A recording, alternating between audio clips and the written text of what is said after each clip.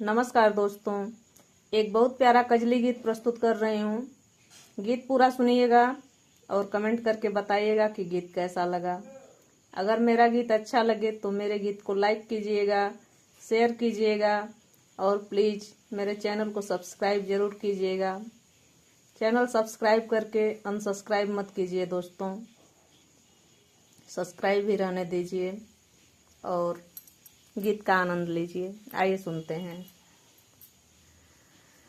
अरे रामा जनक बाग में झूले जनक किशोरी हरी।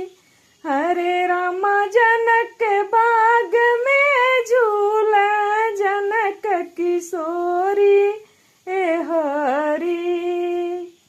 बादल गरजे बिजली चमके